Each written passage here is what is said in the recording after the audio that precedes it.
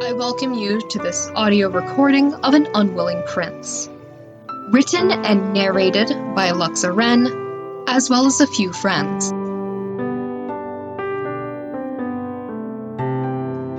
Chapter 5: Roscoe's Fiancé.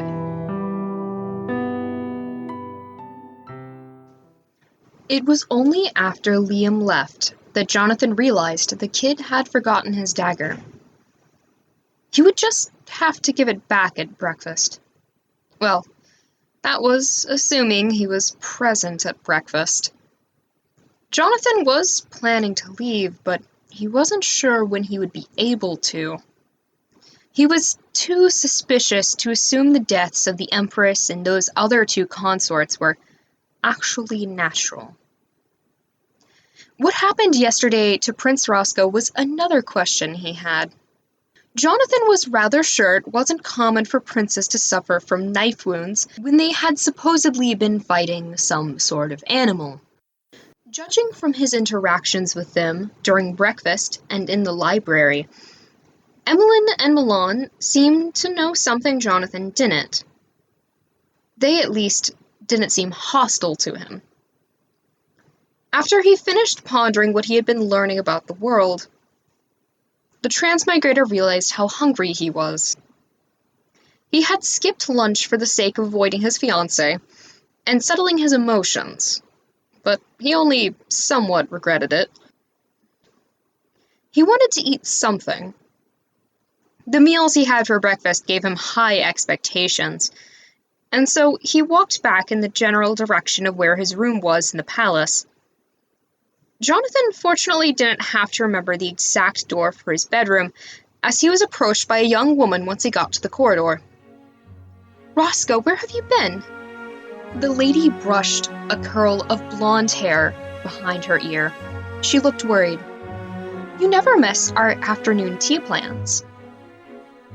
Jonathan flinched when the young woman took his hand.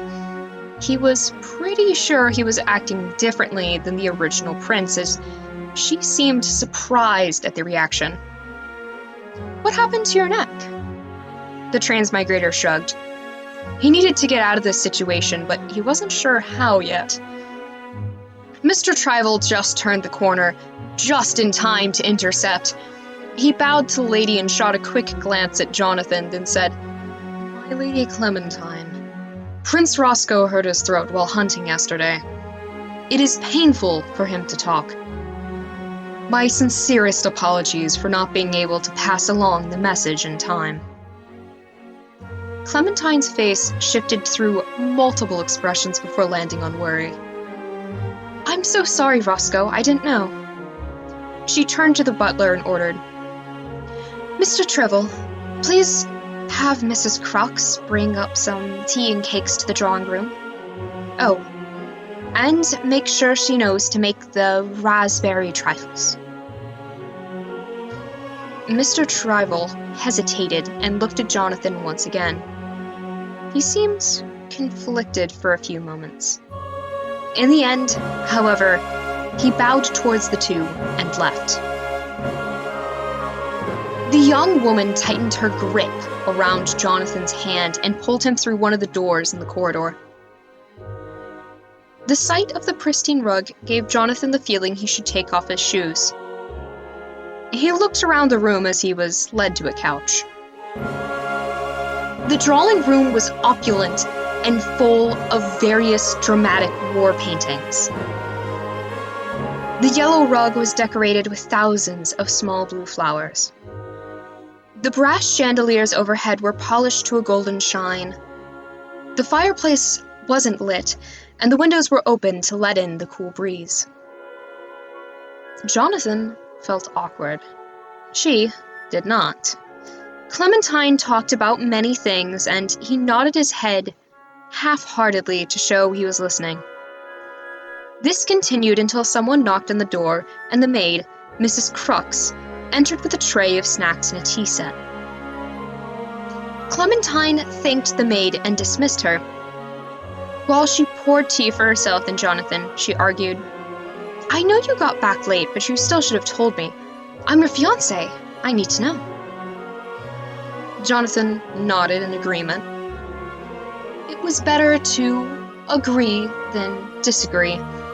If Roscoe didn't like his fiancée, then he was sure his odd behavior could be excused with his injury and something like, "I realized how much I appreciate you," because of his close call during hunting.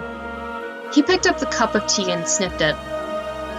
The transmigrator wasn't sure why, but it smelled like bitter almonds. Jonathan frowned. He wasn't going to drink that tea. Even if he was wrong about what was going on, it was still bad tea. Clementine was watching him carefully. "Is there some reason you didn't tell me?" Jonathan knew there was something else going on. He nodded. "What happened?" Clementine gave her fiancé's hand a comforting squeeze. Jonathan pointed to his neck and then gestured towards her. He wasn't sure what conclusions his new fiancée would draw, but what she thought would likely be based on what she already knew. Clementine paled. "What? What are you saying?" Jonathan had a terrible feeling. He recognized guilt on her face. The transmigrator looked away from her. He decided to take a gamble, so he picked up the teacup and pretended to angrily sip at it for a few seconds. "Roscoe, look at me, please. I didn't do anything. I'm not sure what you're saying." Jonathan gagged dramatically. He dropped the teacup and it shattered, spilling the golden tea across the rug. He bent over and coughed until he had tears in his eyes. He shook off his new fiancé's hand and clutched at his throat. Clementine shifted closer. She was moving slowly. The expression of concern on her face hadn't slipped, but her body language was relaxed instead of tense. "Oh no, Roscoe, what is it?" Jonathan looked at Clementine. He had seen better acting from children. "Stop faking it," he rasped.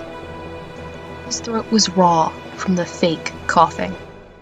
He pulled Liam's dagger out from his coat pocket and held it threateningly towards her. "Why aren't you panicking? Why haven't you called for help?" He moved forward, grabbing her wrist to keep her from moving away. "Why did you poison my tea?"